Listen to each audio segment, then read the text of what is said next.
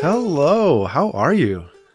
Oh, well, I'm horrible and I'm not sure I can continue. That's dark. Well, it's a sad, sad day. Really? I didn't have enough black t-shirts for today. Wait a minute. You're wearing Yep, something that is not a black t-shirt right now? I am. It came free from the company that I buy black t-shirts from. So it's the same company. It's sort of a dark gray. It's just not the same. So they went for black and missed. Yeah, I don't know why. I Whatever I bought from them, you could get a free shirt, but you couldn't get a free black one. It was very odd.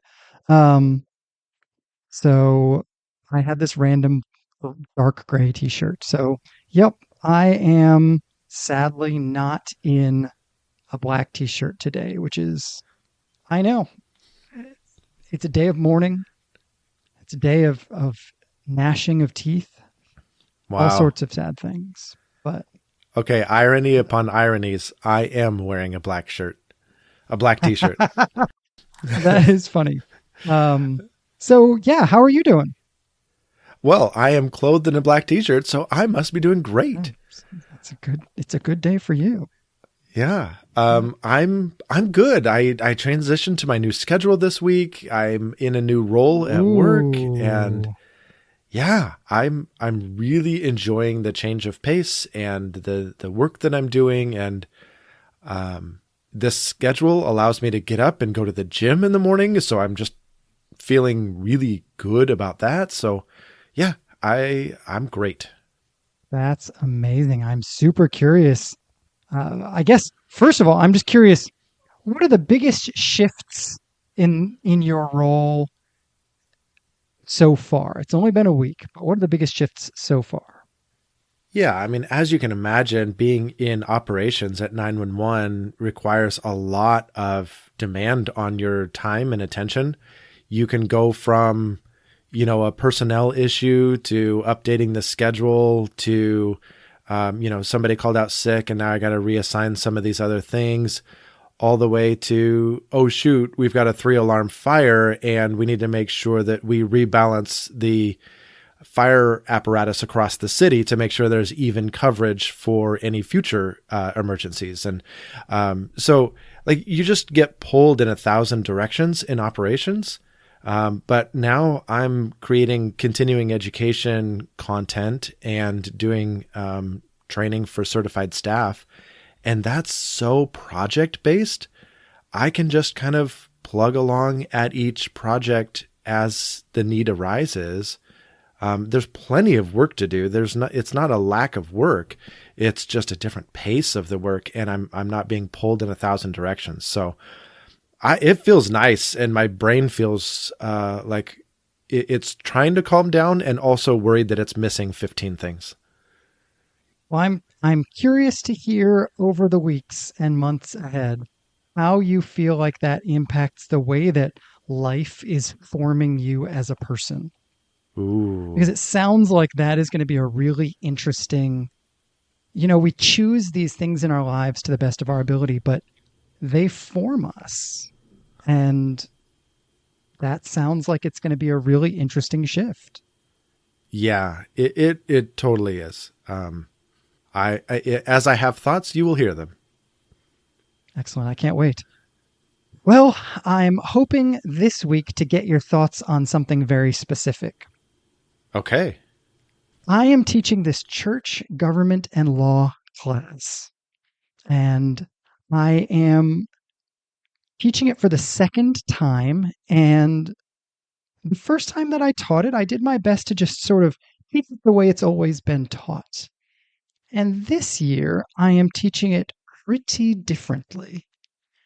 And in part, that's coming from a different set of aims. And I'm curious to hear your thoughts about the aims of the class. And then, I'd love to talk out kind of some of the things I'm trying to do to accomplish those goals and see if kind of get your critical feedback on how you think that it'll go. I'm super intrigued by this because in our conversations offline, I have heard bits and pieces about what you want to do with this class. But I mean, you're pursuing a doctorate in spiritual formation and soul care, and trying to wed some of those concepts with a class that is so technical and, if I may, boring around church government and law. And so how these pieces fit together, I'm so intrigued by. Yeah, this is exactly what I'm trying to do. And so here's the I'm going to refer to it from here on in as just my church business class, because that's what it really is. It's the business side of church. So this class is about like writing policies and balancing a budget and engaging with contractors and insurance agents. It's all the things that no one signs up to be a pastor in order to do. And yet, if the church is going to function on any level in American society, these are all the things that have to get done. And so Yeah. you're absolutely right. Like, it doesn't feel like a formation class. And yet, if you look at the average pastor's schedule, let's say that they go high and 15 to 20 hours of their schedule is preaching and teaching preparation. I bet an equal amount is church administration and business. Mm. I bet at least an equal amount is making sure the facility is built right or maintained properly, making sure that there's insurance for whatever, running a budget, and all of those kinds of things that, frankly, no one is ever trained properly for. And it's so easy to really split in half the pastoral role into the spiritual stuff and the business stuff. Yeah. And a huge part of my goal is to help my students see the spiritual realities behind the business side of things. Because if we say, you know what, this is the spiritual stuff, the preaching, the teaching, the mentoring, the small groups, all of that, if that's all the spiritual stuff, and this other stuff isn't as spiritual, it's just the stuff we have to get done in order to do the stuff that really matters, I think we're setting ourselves up to have the kind of church problems that we often see in the news. That's I an think intriguing statement. Right? Like, if we're saying it's not that spiritual, it's just got to get done, we're inviting ourselves to not think too hard, to take shortcuts. We're not worry about the character of what we're doing. It's not real. It's not important. It's not significant. You just got to get through it somehow. I tell you what, man, I am not a pastor. I have not had to deal with these conflicting responsibilities.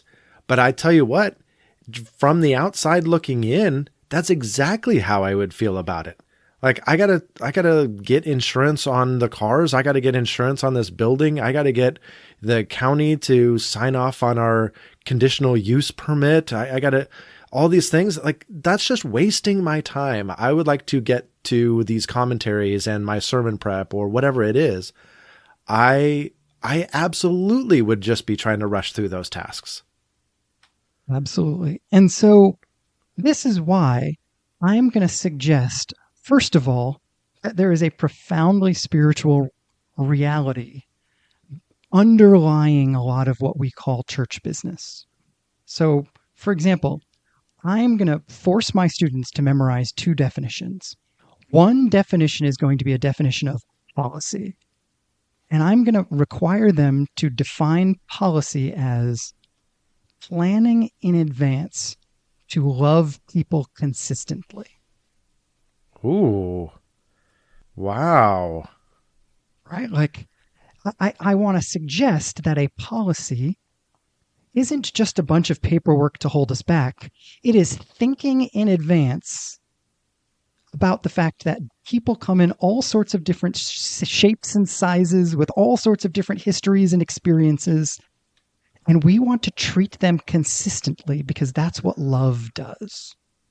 And you can't do that unless you've got a plan in advance. Yeah. So what is that plan called? It's called a policy. Yeah. I mean, gosh, I'm just thinking about all the different ways that this applies, right? Like we're going to love our families by ensuring that our Sunday school teachers and anybody that has access to kids is background checked and trained and fully vetted. And we're going to love our families that way. And here's our policy for how we're going to do that. Or Absolutely. we're going to make sure that our staff can flex their hours. And when somebody has had to put in a whole lot of work to make a particular event happen, that of course they can flex their hours, but I want to provide them the structure around how they can do that so that they know it's okay and it's okay in these ways. And everybody has that opportunity. Like I just, on and on it could go. I love how that frames the need for a policy. It's a way of loving people well and doing it consistent among everyone. Yeah, exactly. And I if we're going to look at policy that way, and I want to look at budgets as a planned way of using God's resources in a way that's consistent with God's values. Mm. Right? Like, again, if you just decide off the cuff how you're going to spend the money that comes into your church, you are not going to do it in a way that's consistent with God's values. You're going to do it in a way that's consistent with your values. Yeah. So there's this piece of it to me that is identifying and living into the spiritual realities that underlie these important pieces of planning and preparation. And then there's the other piece of this, and this is the piece that I've been really intrigued by even more so, is that when I look at some of the significant moral failures that have happened in the church business world, I don't think most of the time the problem is one of lack of knowledge or ignorance. I don't think most of the time the pastor would look back and say, oh, yeah, no, I did not realize that embezzling was wrong. Right. I don't right. think that most of the time the pastor would look back and say, oh, yeah, nobody ever told me that it was spiritual abuse to yell at my staff members or senior volunteers. Nobody told me. I didn't know. Now, I am sure there is some of that. I don't want to minimize that. But what I actually think happens is that as we are raised into leadership positions, a magnifying glass comes onto our character. And we may or may not be prepared for that. And so the other piece of what I want to be doing in this class is challenging the students to invite the magnifying glass onto their character and learning to discern what God is trying to do in their character before they get into a leadership role. Inviting God in all of his grace and holiness to challenge them to become better people before it's going to hurt other people. And when they can fully and authentically acknowledge their tendency towards sin and brokenness without it impacting a church community in the same way as it would if they were leading it. Yeah. It strikes me that this actually has a secondary effect, that if an individual were to fully submit to that process and allow the Holy Spirit to convict them of some things, to grow them in some ways, to confirm their character in other ways, If they go through that process, I think it will do a couple of things for policy creation and for holding people accountable to those processes. And that is that it's going to make them aware to a greater extent the sin nature that we have to guard against in policy, and give them a sense of graciousness toward those who struggle in a particular area, because they have also acknowledged their own struggles in particular areas. And it's going to show them how they can guide somebody else through the process of formation to step away from, move in a different direction from, repent from certain behaviors and walk in a new direction. That's a process that they will have gone through personally, and they'll know how to lead somebody else through it.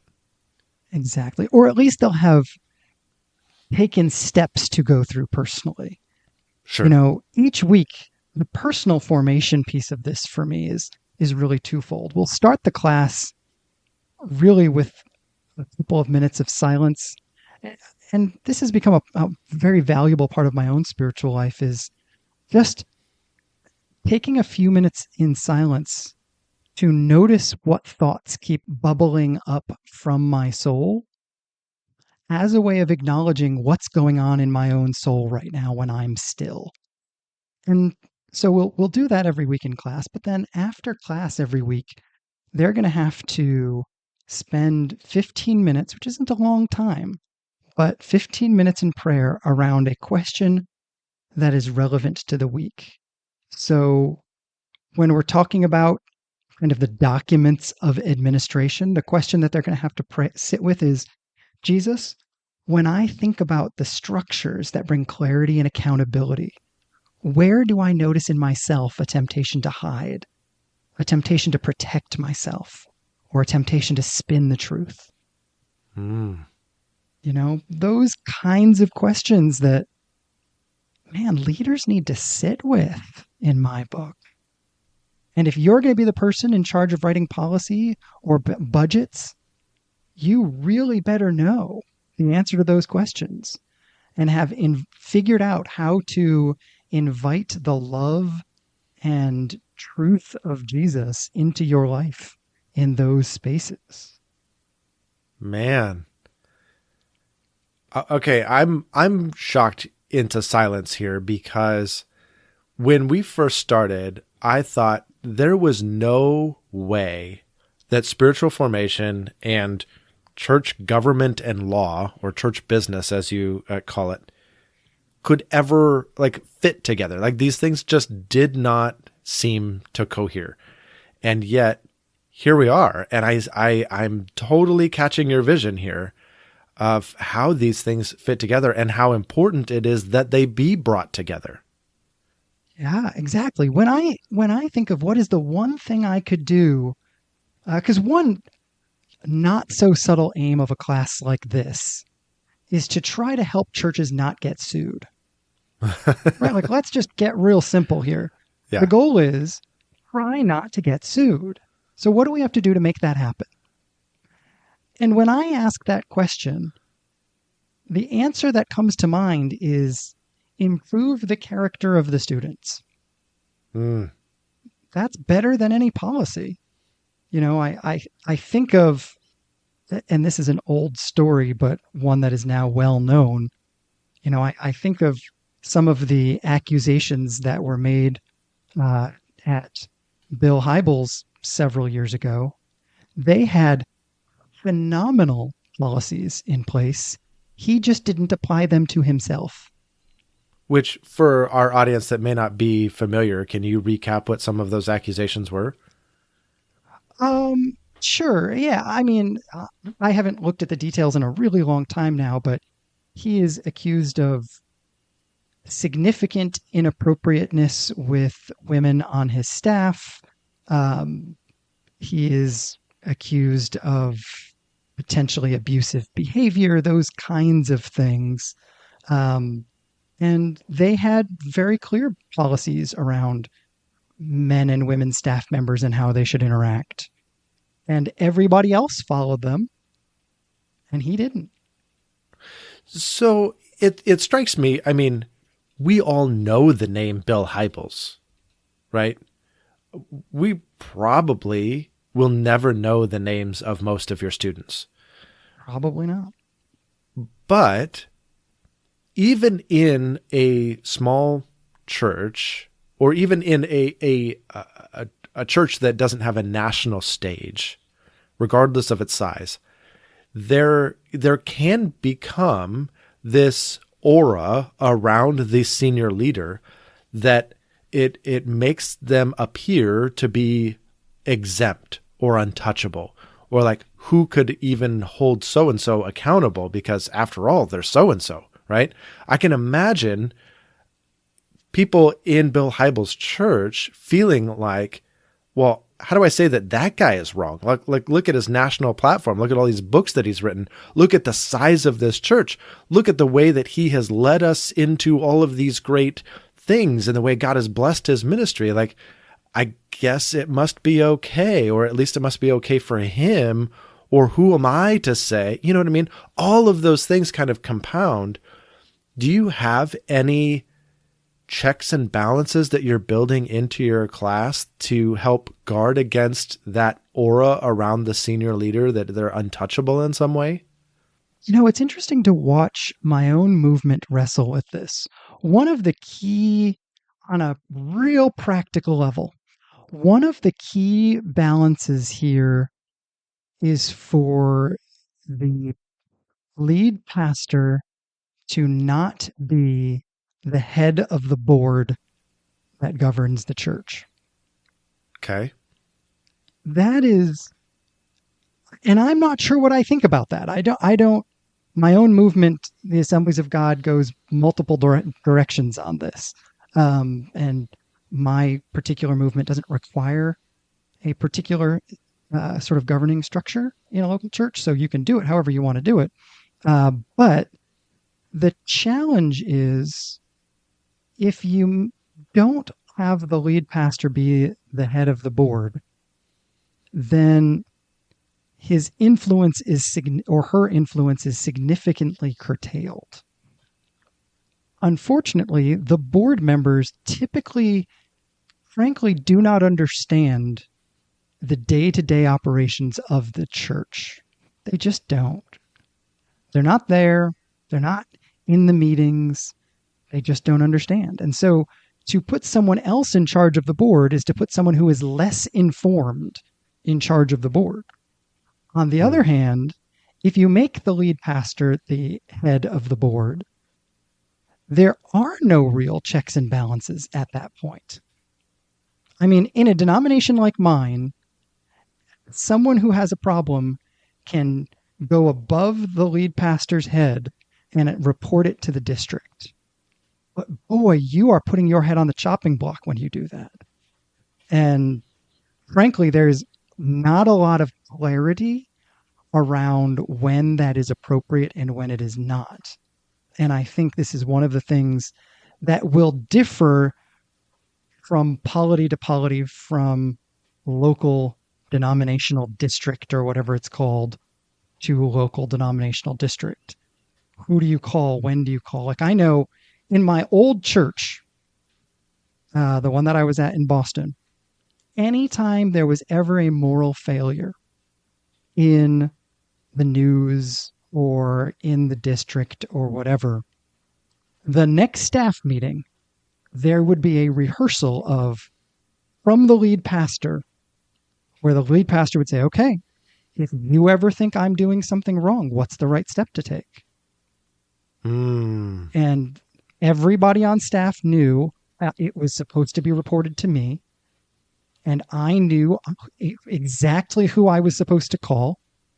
Wait, and you were the executive pastor, by the way. And I was thank you. Yes, I was the executive pastor. So I was day-to-day operations, running the team, all of those kinds of things. So yeah, they reported to me.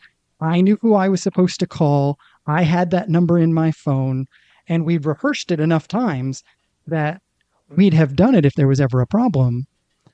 But still, that was a lead pastor who cared about integrity.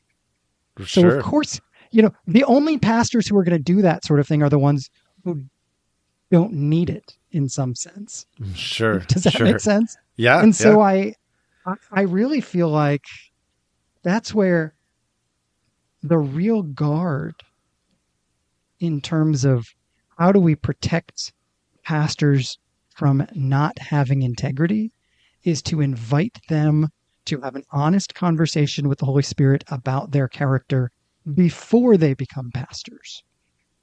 Yeah, yeah. And the liars are still going to lie and still going to go into the ministry and take advantage of people and do whatever they're going to do. But at least for the folks who are maybe open to temptation, which is all of us, perhaps they will invite the Holy Spirit to shine the spotlight on their lives, and they will experience some strengthening and some healing and some growth in their character as they become more transparent and honest with God. Uh, at least in my current role, that is the best that I can offer. Yeah. And so that's what we're going to be doing. Matter of fact, literally, they kind of spend 15 minutes a week leading up to their midterm, and then their midterm is writing a full paper on what they feel like God is challenging them about their own character in terms of how they need to grow and into their leadership. And so, how So, do you bridge the gap then? I mean, your definitions are very helpful, but in a practical way, how do you bridge the gap from that character formation to policy writing and budget building? yeah, I think this takes significant practice that I'm hopefully giving them in class. I mean, they have to write a policy. In the policy writing process, part of writing that policy is to take time to prayerfully listen to God and ask. And so I'm trying to teach them to work prayer into the day to day aspects of pastoring that they don't necessarily think of as inherently pastoral. Hmm. And that's a big piece of this for me. And the other piece of it, I think, is that hopefully out of that is learning to discern what the Holy Spirit is trying to do in these moments. If a pastor can learn to write a policy humbly acknowledging that A, he needs to practice discernment in the writing of the policy. What is God saying and doing? And B, he needs to acknowledge that he's probably bad at discernment, and therefore he's not going to hold his own discernments with any level of confidence. If we can learn those two kind of discernment skills, to choose to do it and to do it gently and lightly and humbly, that's kind of what I'm hoping these students will take away in this class is that these are things we do with the Spirit to the best of our ability, which hopefully is always increasing. This is so great. And, honestly, that distinction that we made early in the episode around here are the spiritual things and here are the non-spiritual things.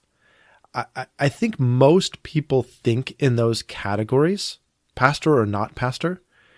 And the intriguing thing to me here is the fact that if your students are to grasp this the way you're suggesting, they're in a very good place to help their congregation members acknowledge the spiritual dynamics in their own secular work. There is a way of just perceiving the spiritual in the mundane that permeates all of this, and it immediately transfers to whatever vocation your congregation member of the moment might be involved in. And helping them to think through what are the spiritual dynamics at play here? How do you reframe your work in a spiritual lens like you have done around policy and budget? I just think that is cool. And I just think it's going to serve their congregations really, really well. And there's a whole level of theology of work that our our churches don't always do a good job at. I've been in some contexts where they actually have thought this through really well, but most contexts have not. They still operate in that same, well, this is spiritual and this is secular, and so only the spiritual matters. Yeah, I totally agree. And it's very interesting to me. I am now in a non-Christian work environment much of my day, and yet I have never been in an environment that was so true to the values it sought to uphold. Its Mm, systems, its structures, the way people relate to one another, what is expected of employees. It is genuinely a consistent work environment to its own values. And I think pastors who are thinking this way will hopefully create that kind of work environment for those who work with them, for them, and volunteer with them and for them. But also, yes, I think you're absolutely right. If we can create, a work environment that is consistent with love, joy, patience, kindness, goodness, faithfulness, gentleness, self control. I mean, there are not a lot of lead pastors who are marked by gentleness in the way they lead their teams. It's not the stereotype. Let's at least say that. Well, you listed the fruits of the Spirit, which I think is great, but there's another verse that packages this in even simpler and shorter terms, and that's what I thought of as you first started talking about this. I mean, it's Micah 6:8. He has shown you, O man, what is good, and what does Yahweh require of you? To do justice, to love kindness, and to walk humbly with your God. That seems to be a really nice grid for, as you said, planning in advance to love people consistently, or planning ways to use God's resources in a way that is consistent with God's values. All of that through this lens of do justice, love kindness, walk humbly with your God. Absolutely. And to your prior point, if we can create work cultures like that, we can hope to say something to our parishioners who are working in not Christian led organizations. But like right now, the majority of churches have a lot to learn from the consistency of an organization like the one that I work at. We have Mm. catching up to do. And we can't claim to speak into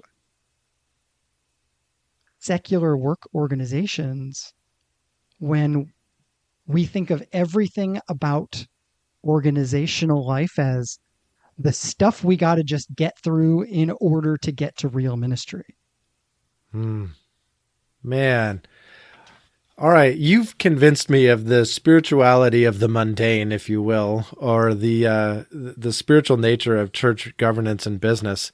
I'm wondering, in our final moment here, if there is a part of your course that either you're nervous about or super excited about that you just want to share right here at the end.